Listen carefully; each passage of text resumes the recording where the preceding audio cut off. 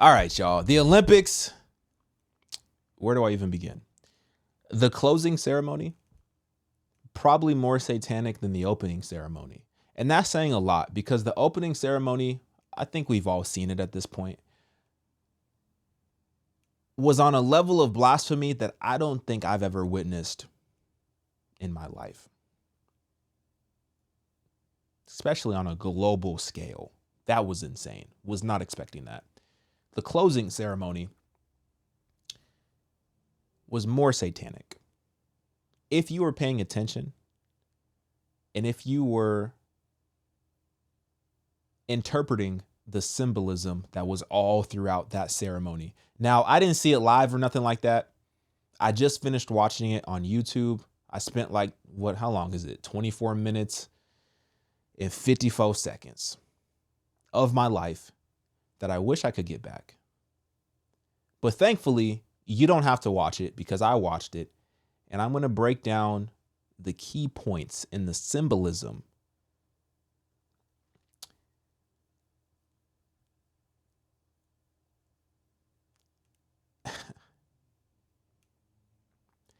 I'm trying not to be so outraged about this type of stuff. And the reason why is because literally in John 15, for those who are familiar with John 15, it literally says that if the world hates you, know that it has hated me before it hated you. And then if you scroll down even further to verse 25, it says, but the word that is written in their law must be fulfilled. They hated me without a cause.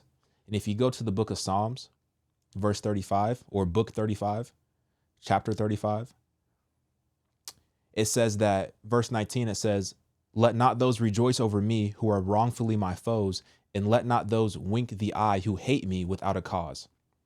It has nothing to do with us. It has everything to do with the Spirit of God inside of us. The world hates God. So what do we expect? It would be nice if the world gave glory and honor and praise to God. That would be incredible. But that's an unrealistic expectation, given the fact that the scriptures, Jesus, from his own mouth, literally says that that they hated him first. They hated him first. So why do you expect any different? Why do you expect it to be anything different than what we're witnessing right now? Especially if you're spiritually aware of the time that we are living in, you know things are getting dicey. I don't want to say we're living in the last days, but sometimes it most certainly feels like it. And when you think about it from the perspective of these individuals, they hate God without a cause. They have no reason. They have no reason to hate God. God has literally done nothing to them, but they hate God. To me, I feel bad for these people. I feel bad that they've gotten to a place in their life spiritually where, number one, they're blind. They're blind to the fact that this is a spiritual battle and they're choosing a side. They've chosen darkness. Number two, I feel bad because their heart has been hardened to a place where they can't recognize the love of God that's happening all around them. And number three, they hate God so much that this is the quote unquote art that they produce and put out to the world on a global scale.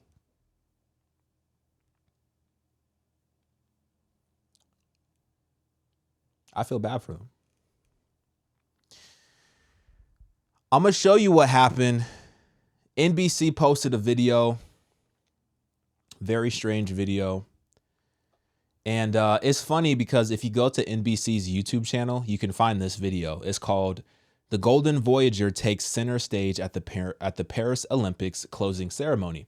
So you can find this video. It's only 6 minutes and 58 seconds long. The full ceremony was about 25 minutes long. Like I said, I watched the entire ceremony, closing ceremony.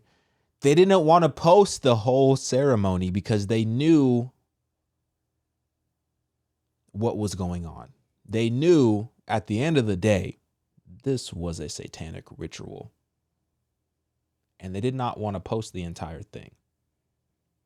Because just like what happened the first time in the opening ceremony, when they posted the opening ceremony, and now if you look on the internet, it's completely scrubbed from the internet. You can't find the opening ceremony anywhere.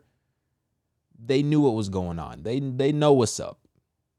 And they don't want that smoke. They don't want that heat. They don't want that backlash. I was even reading an article that said that this ceremony right here, the director or the creator of this ceremony, he was saying that he had to go through additional approval above and beyond what was initially agreed upon and negotiated upon in order to put out this closing ceremony, due to the fact that there was so much backlash to the opening ceremony. So NBC already knew, like, bro, we know y'all trying to get into some satanic rituals. Try to keep it as discreet as possible this time, because the first time y'all did it, it was too much. And if you look on NBC's Twitter, it's all this over explaining. It's all this extra explanations about what the closing ceremony was, in an effort to not appear to be like they're mocking Christianity, and in an effort to not appear to look like it was satanic. But if you look at it, if you study it the way I just sat here and studied it, ain't no doubt it was satanic. So let's start with the Golden Voyager. Now, I can't show you everything, but I could show you some key parts. And most importantly, I can show you the symbolism and the meanings behind what happened. And ultimately, you can make your own determination as to what happened here. So let's start with the Golden Voyager, because the Golden Voyager was essentially the theme of this entire closing ceremony. The Golden Voyager is this character right here. So apparently there was some video that came out that was explaining the inspiration behind the main character. This is a very helpful video, because instead of us having to speculate what the meaning of this character is, we literally have the meaning of the character given to us by the people who put the show together, right? So they said that the Golden Voyager is inspired by the golden disc. Now, from my recollection, from my knowledge, the golden disc was an actual disc or some sort of method of transferring information that was used by NASA, I think it was NASA, and they sent it into space, right?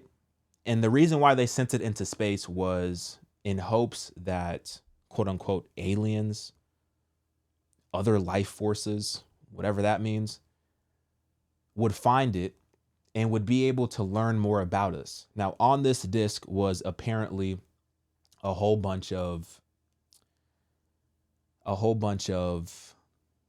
information about humans, about how we live, about who we are. And they wanted these aliens to find the disc, get to know us, and hopefully come to Earth and make contact with us. Now, this is the inspiration for the Golden Voyager, and this is the representation that they've given to the Golden Voyager. Now, if you watch the actual ceremony, and this is right at the beginning of the ceremony. So this is 2 minutes into the ceremony, the full video of the ceremony. This is 2 minutes in. There's all this darkness all around, right? Let me scrub through it a little bit. So it starts out with all this darkness, and it's this very dramatic, very lowly music that's happening, right? And then suddenly, around the 2 minute mark, you have the Golden Voyager coming down from the sky. Now, remember what I said. The Golden Voyager is the physical representation of this transfer of information that is essentially supposed to be all-knowing when it comes to humans and Earth and mankind.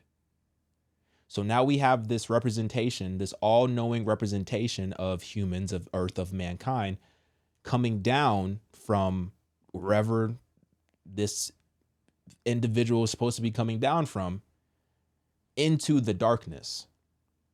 And what's more interesting is that if you go on Twitter, there is a couple of tweets that caught my attention. Now, the first tweet that caught my attention is from Kara Helen Mosher. And she says that it's no surprise that the 33rd Olympic Games in Paris closed with a ceremony dedicated to the rebirth of Lucifer, the light bringer of enlightenment. The show started with the golden voyager descending from the sky, which I just showed you, right? Like Lucifer's fall from heaven. That's what I was thinking. Leg bent and positioned like the hanged man's, who in the occult represents the ultimate surrenderer. So if you see, this is apparently an image from some type of occult document or card, whatever. And it does look very similar in terms of the leg placement that is being shown. And also it kind of almost looks like a mocking posture in a similar nature to Jesus on the cross. Now, if you see this, and some people say, well, that's kind of a stretch. Like you pull up this random card, you pull up this random thing about this representation that this is supposed to be a man in the occult that represents the ultimate surrenderer, that represents a light bringer. That's kind of a stretch, right? But then you have this completely separate tweet, this completely separate interpretation from Lynette.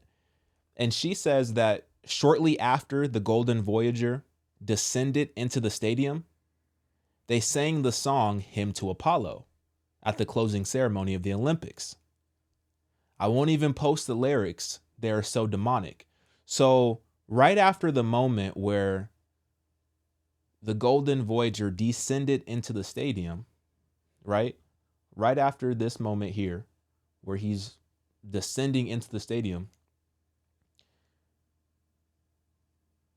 they sang a song.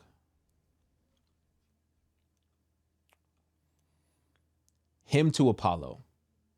I had never known what that was before. Didn't know what it was. I went through a few different things on Google to try to figure out what it was. I came across this post on Reddit. It's called Year of Mythology. Apparently, it's an individual who is very much into mythology. To what extent, I don't know, in terms of like the credentials that this person has. But there's a lot of people who are commenting and interacting on this post. And it seems like this individual at least has some basic understanding of what the Hymn to Apollo is. And I want to read this to you real quick. And the writer starts out by saying that Apollo is one of my favorite gods in the pantheon. And so here's the summary of the Hymn to Apollo. And this is not even the interesting part. The interesting part comes after this summary. But the summary says this: this hymn begins by telling us the story of Apollo's birth, his mother, who struggled to find a safe place to give birth because most of the land feared the power Apollo would release at birth. So the first sentence of the summary of the Hymn to Apollo is that you have a pregnant mother who is struggling to find somewhere to give birth to Apollo because there is fear in the land that the power that Apollo has is going to be so great. And ultimately, this is just me speculating,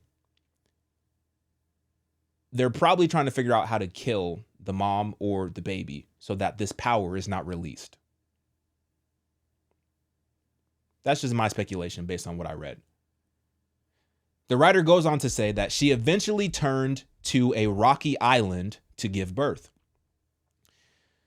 Delos, who also had a minor god form, Leto agreed that Apollo would be kind and bless the land and build a temple there, bringing pilgrims to the area. After 9 days of labor, the length due to Hera being angry, don't know what that means, Apollo was born. He jumped out of the womb and declared that he would be a god of prophecy. The second half of the hymn details how Apollo went searching for a place to set up his first oracle and all this other stuff that doesn't really matter in context to what we're talking about in this discussion. But it's interesting when you scroll down and when you kind of read the different interpretations and when you kind of read the different back and forth that's going on this Reddit post. There was one thing that said, question, Apollo is known mostly for being the god of light, healing, music, prophecy, and poetry. Apollo is mostly known for being the god of light. So according to this one user, who has also studied the hymn to Apollo, Apollo is mostly known for being the god of light. So let's put this in perspective. You have, and if I'm reaching, let me know. But you have this individual, this golden voyager, who is supposed to be this all-knowing representation, descending down from heaven, let's just say. And after this all-knowing representation descends down from heaven, we have this song that's played that is essentially giving praise and worship to the God of light.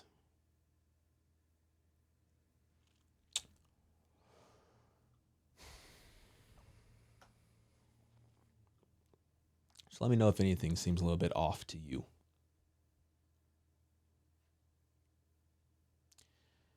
Just let me know if anything seems a little bit off. Because you couple that with the fact that, you know, at the opening ceremony, a lot of people were saying like there was references to the book of Revelation. A lot of people were saying that, you know, this was a representation of the pale horse that was riding on the water, representing what was said in the book of Revelation. A lot of people were saying that this is directly tied to the Antichrist. A lot of people were saying things of this nature. So when you put all of that into perspective, and when you add that to the equation, to the conversation, it kind of makes you think a little bit. There's also a very strange moment where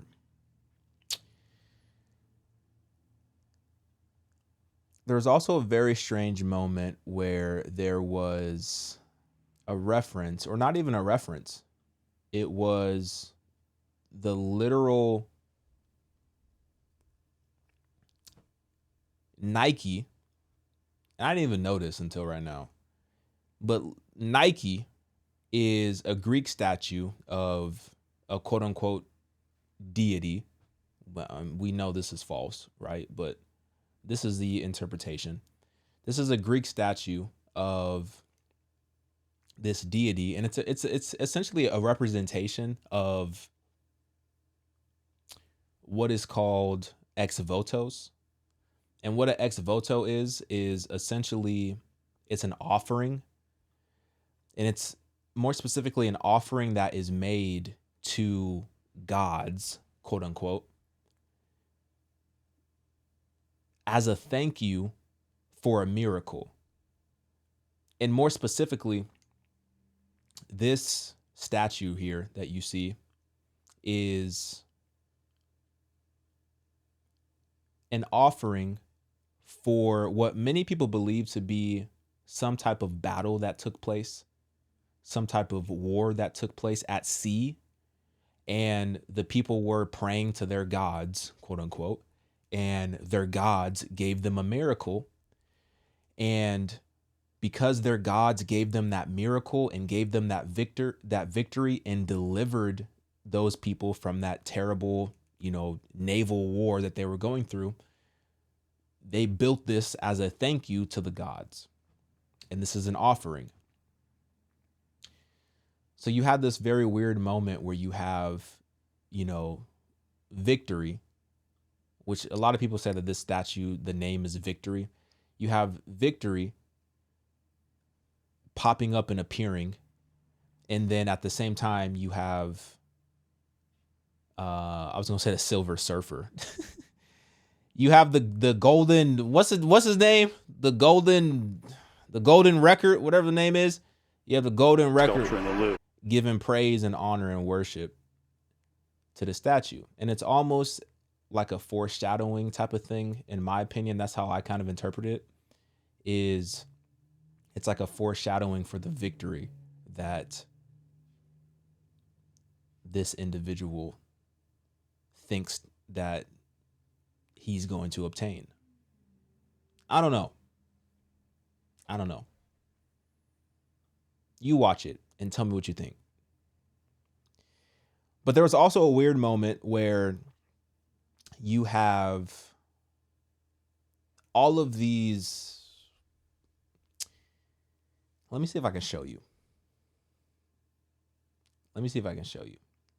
There was a moment where there's these people that come down from the sky.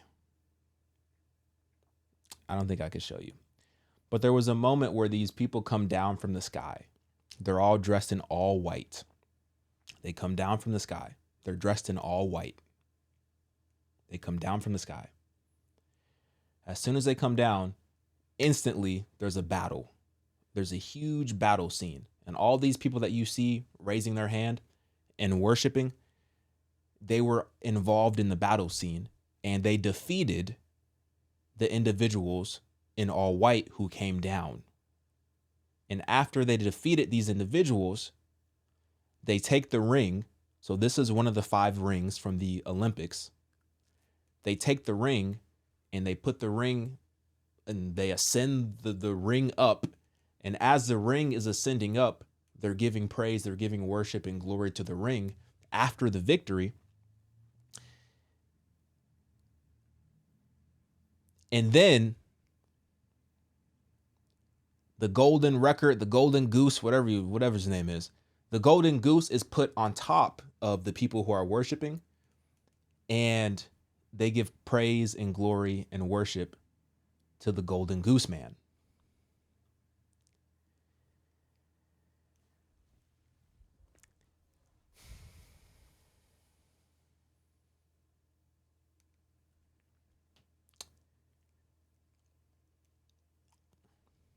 Do I need to say more? I don't know if I need to say any more. And look, I never said I'm the smartest person when it comes to interpreting this type of stuff, but how smart do you really need to be?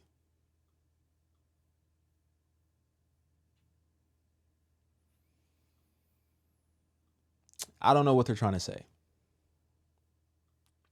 I don't know what they're trying to do, but I know one thing for sure. This is not of God. This does not give glory to God, praise to God.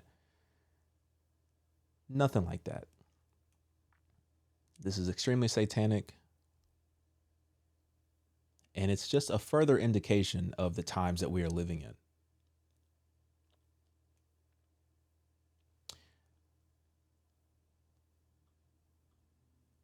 I was thinking about, I forget exactly what verse it is. You're going to have to remind me in the comments, but there's a verse where the Bible speaks about scoffers, like during the last days, there's going to be scoffers, people who essentially are going to make fun of us, are going to make fun of Christians, are going to make fun of believers. And, they're going to say, where's Jesus? I thought you said he was coming back. Where is he? He hasn't came back yet. He must never be coming back. He must be fake. He must not be real. He must not exist. These are the scoffers speaking, right? And the Bible speaks of, scoffers. It doesn't say they're going to say all that, but this is just my imagination of what they would say. And when I seen all this stuff going on, I just immediately thought about that. And I'm just thinking like, man, there's a lot of scoffers, a lot of people who like to mock Jesus, a lot of people who like to say that we're stupid or that we're silly for believing in a quote unquote fairy tale. And it should give us further, not as if we need any more confirmation, But it should just further solidify that Jesus Christ is Lord and that we're on the winning team. Because why would there be this much opposition if it was simply a fairy tale?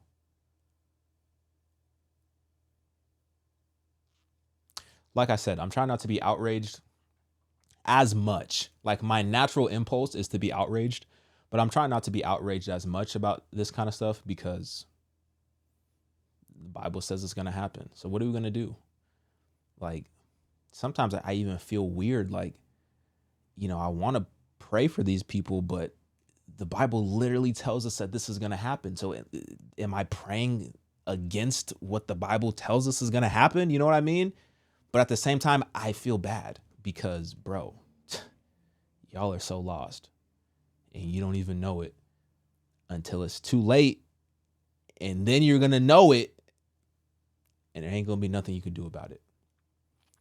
So get in my comments. Let me know what you think about this video. I'm out, y'all.